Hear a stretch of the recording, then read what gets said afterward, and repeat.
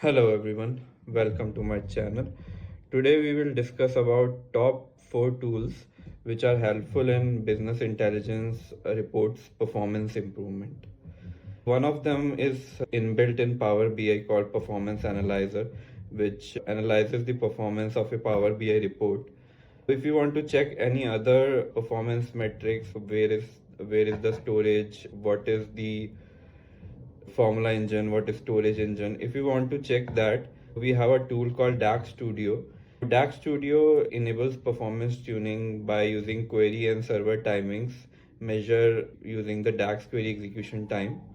We can identify the user defined aggregations like where is the table getting hit when a particular visual is loaded. We have a Vertipack analyzer which checks the column size and usage memory to optimize the model performance. If we look closer to other tools, like we have Tabular Editor. Tabular Editor is used to set up incremental refresh. If we have a tabular data model, let's say we have a Power BI semantic model, Tabular Editor helps to define the incremental refresh policy. It automates partitioning by defining future and the historical partitions. Also, there is an MDX flag which we can set it to false, so that it will help us to improve the speed of our reports. Scripting up efficiency, it apply mass changes to a script, like let's say we want to turn off all the MDX available properties. We have to remove all the MDX equal to false properties from all the tables which have like hash key column. Like let's say we have a lot of hash key columns in our fact tables. The idea is to set those to so that there won't be any hierarchical data. It will help us to optimize the Power BI performance. Tabular Editor is a great automation tool to edit the entire data model by using script rather than going to Power BI desktop and in do editing. Another tool is the SQL Server Profiler. It is used inside SQL Server as SQL Server Management Studio. We call it SSMS. It's a great tool in SQL Server. It's in SQL Server Profiler. We can measure the time the partition has taken to load. We can trace the refresh time. Basically, let's say someone has triggered a Power BI semantic model refresh. So with the help of that tool, we can see everything like how much time a particular relationship is taking to calculate, or how a calculated column is getting calculated. So it gives us a like the entire summary, all the details, like which step is taking what amount of time, and how to improve that time is up to us. We have to maybe remove certain hash keys from the data model. We have to change the data type. We have to remove many to many relationships. We can remove certain unused columns using measure killer.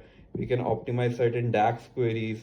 So all these things we can do to optimize the data model, but these tools are really helpful to analyze those bottlenecks in the performance.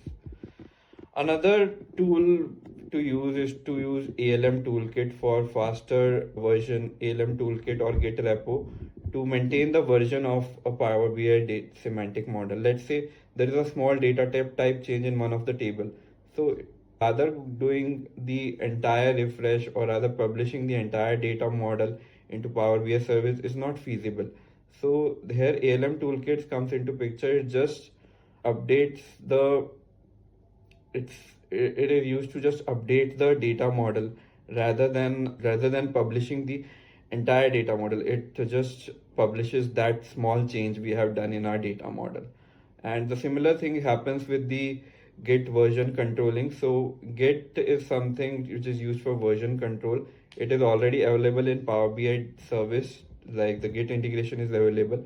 We can maintain different versions of our semantic model via this, and it is also helpful for pushing the required changes from dev to QA to prod. It is helpful for continuous improvement and continuous deployment.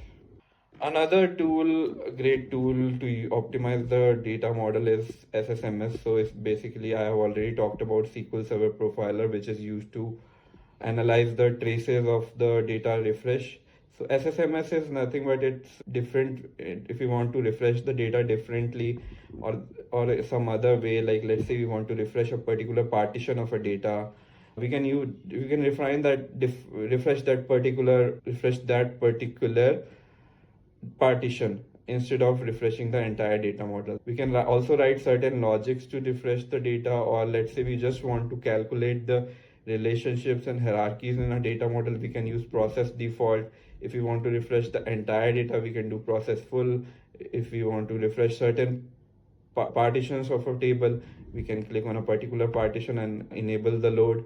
So it is also useful to enable the full load of the data model and a partial load. So depends upon use cases, like how we want to refresh the data.